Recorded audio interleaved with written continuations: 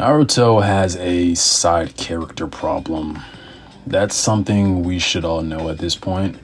It's been one of the biggest issues of the series. So to key in on that problem, today's video will be focusing on the amount of wasted potential of certain characters throughout the series. Here, I'll be addressing 3 characters who had an immense amount of potential, but due to main characterism, that potential was never reached. Starting things off, we got Rock Lee, the one character who may have been an even bigger underdog than Naruto himself. Rock Lee is a fan favorite because of his happy-go-lucky personality, great work ethic, and a mindset of perseverance. The guy exemplifies overcoming all odds in order to achieve his goals, and is just such an easy guy to root for. But one thing that isn't talked about enough is just how ridiculously talented Lee is. And I have a few points that'll emphasize Lee's genius.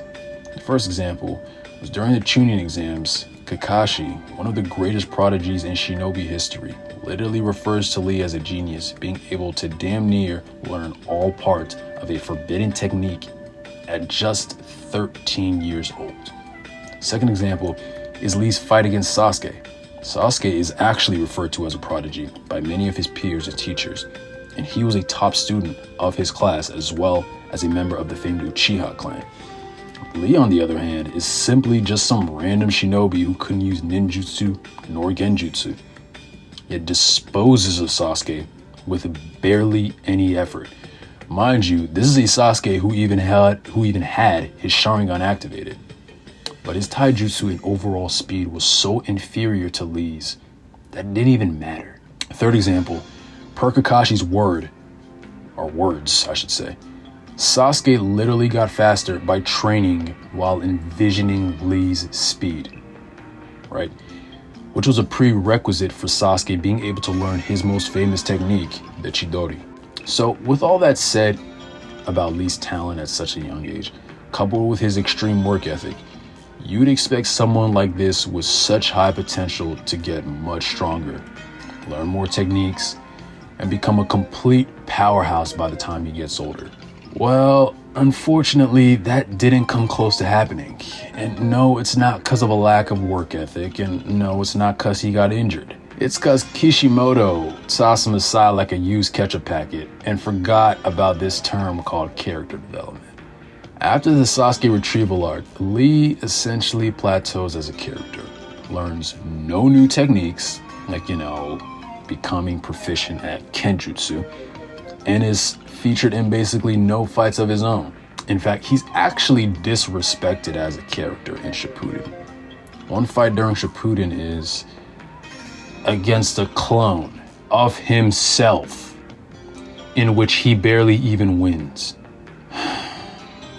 And the other fight is against a 30% clone of Kisame, in which he's fighting this clone with all his other teammates, yet still almost dies. Common sense would have had Lee progress to becoming a much stronger shinobi than the one showcased throughout Shippuden. But because of him being completely nerfed as a character, his potential was never fully realized.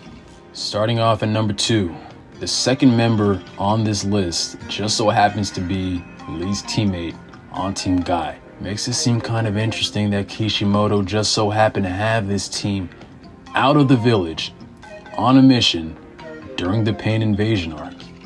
But everyone else was right there. Just a coincidence, right? Anyways, the young shinobi of the Hyuga clan is next in line of the ones cursed with wasted potential, especially in comparison to his Uchiha counterpart. The Byakugan is the Kekkei Genkai of the Hyuga clan, but did you know that this was supposed to rival the Sharingan in terms of power? And Neji was the most talented member of this clan, claimed to have a level of proficiency with taijutsu that their clan had never seen at such a young age. Neji embodied the meaning of a prodigy. I mean, we just talked about how talented Lee was. Well, Neji was the main motivator of Lee working to get that strong in the first place. This is because of how skilled Neji was. Regardless, Neji suffered from the same disease of main characterism that Rock Lee had. After showcasing his insane talent and skill at such a young age, He essentially plateaued after the same Sasuke retrieval arc, just like Lee. He was the first of the Konoha 12 to become a Jonin, but didn't have any of the dope fights nor moments in Shippuden that he did during OG Naruto. To make matters worse, he was used as a sacrificial lamb during the war arc to make the war seem more serious, even though the way he died was complete BS. Now I'll keep the rambling down, as you all probably get the idea. And honestly, I'll probably make a separate video talking about the wasted talent of the Hyuga. But this was just to, introduce the Hyuga clan and Neji in particular to this topic. Closing things off, we have Minato. Now, this is one of the probably more surprising ones than anyone anticipated, but allow me to explain. Okay, first thing to understand is that I'm not necessarily annoyed at how Minato was handled as a character, because his reason for having his potential wasted is the same reason that Naruto probably should go away in Boruto.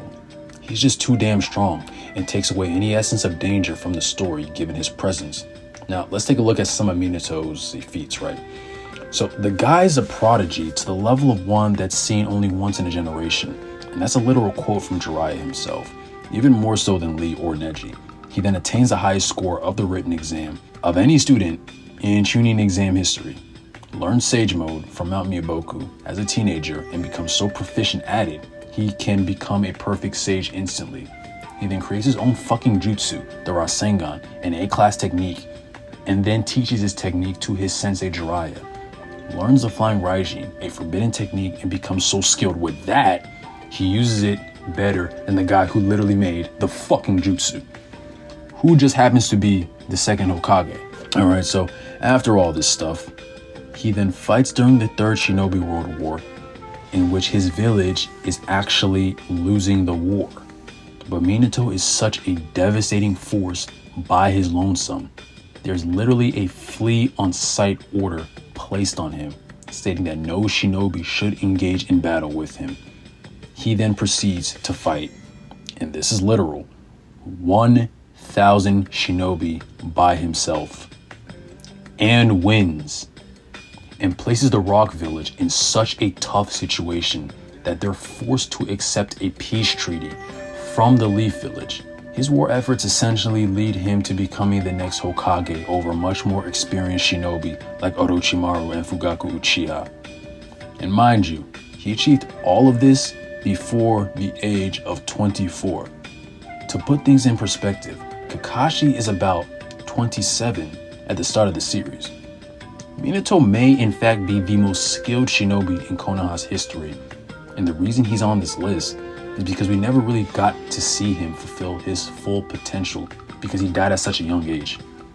To place things further into perspective, the average ninja prime is probably somewhere between 30 to 40 years of age.